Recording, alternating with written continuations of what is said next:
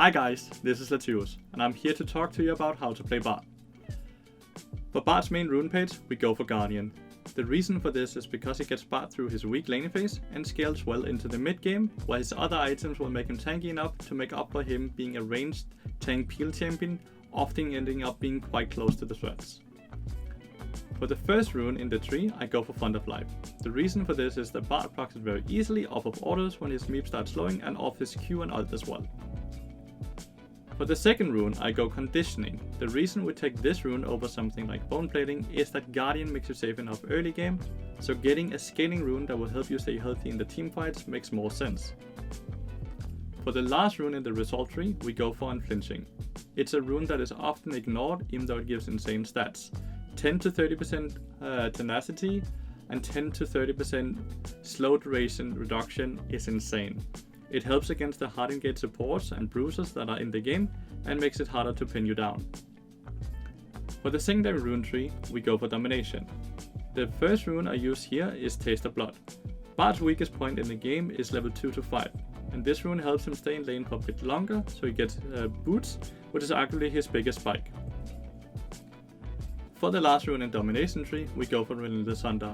The reason for this is that it makes Bard's already strong roaming even stronger, and he can minimize his downtime between each play because of the movement speed. As Bard, we start off at level 1 with a Q, since Bard's strongest point in the game is level 1 and then when he hits level 6 again.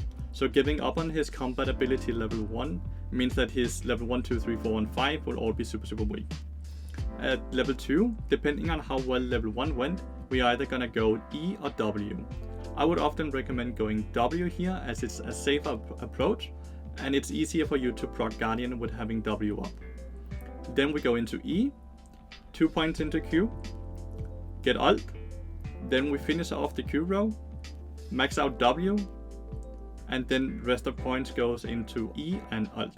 The reason Q gets max first is because every point in there increases both the damage and the stun duration, while W and E is only less cooldown and a bit more healing, which won't make the biggest difference while you're roaming or doing a team fight. For itemization on Bard, we start off with Spell Thieves. It's easily the fastest stacking support item you can have on Bard if you're abusing your early poke like you should be doing. Once fully stacked, it offers a lot of practically free ability power and some much needed mana regen for those critical moments when you can't top off your mana on times.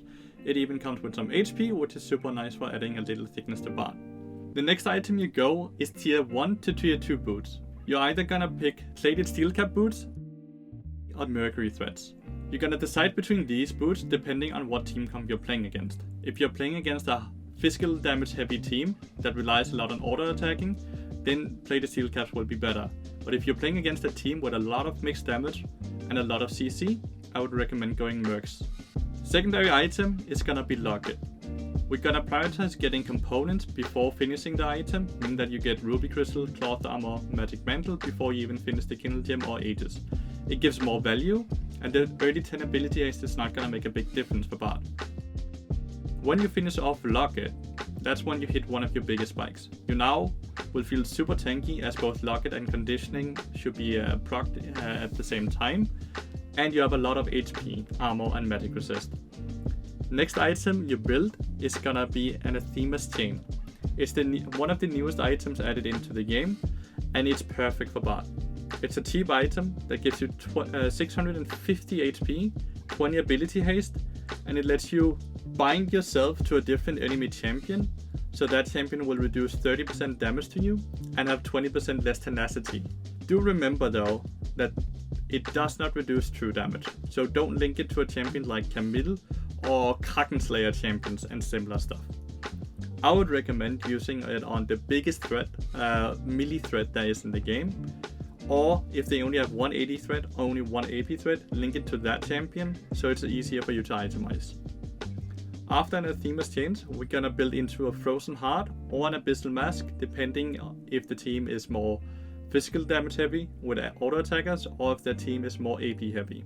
Both of these items will work wonders into those team comps. Both items are quite cheap. They give ability haste, they give armor and magic resist, and they give HP, which is everything Bard kinda needs in the game. This will leave Bard being extremely bulky, with a good amount of ability haste, and he won't be able to be killed off even if you miss position. Early part of the game, your main job is to get as much out of your level 1, which is your strongest point. If you play into melee support, make sure to be as offensive as you can. Don't let them have any breathe room, and try to at least get one potion off of them, because the moment you guys hit level 2, that's when you start losing. Level 2 to 5 is Bard's weakest point. You only play this moment to get gold off of your spell thieves to get boots as fast as possible. Do not try to win 2v2, as most lanes are impossible for Bard to win a 2v2 on. Get boots, start roaming, and win off of that. Mid to late game as Bard is playing around vision, playing around objectives, and utilizing your Q and E correctly. Don't end up wasting your abilities for no reason. Look for picks and look to be as annoying as you can while not overextending. You're one of the few champions that can go very far up and still be super safe, because the portal can always take you far away. And if the enemy team follows the portal, your team will stand ready at the exit of the portal and be ready to punish. Ultimate usage on Bard is one of the hardest things, and is one of the reasons a lot of people think Bard is a troll champion or are too afraid of playing Bard. My biggest advice I can give is never be afraid of using your ult. It will all be a learning experience. But do remember that ulting a person you believe the rest of your team will also focus will often end up being a handicap for your own team and helping the enemy team.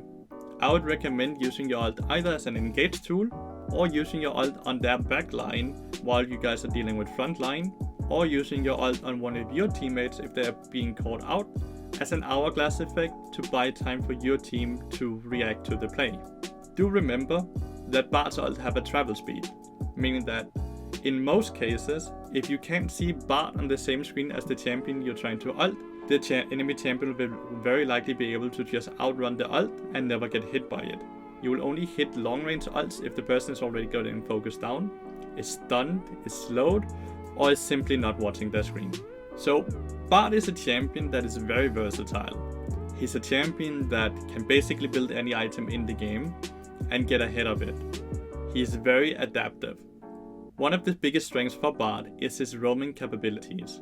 So don't play Bard for laning phase, play Bard to get out of lane, start roaming, and only really return to bot lane when you need to fix waves. It's super important that when you're roaming, that your AD carry can always safely farm.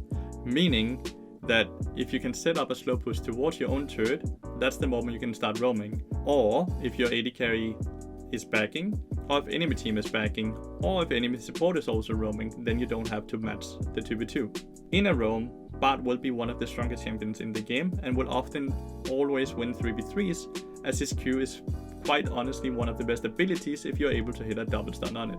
This is all for me. If you have any questions, let me hear in the comment field. Thank you so much for watching.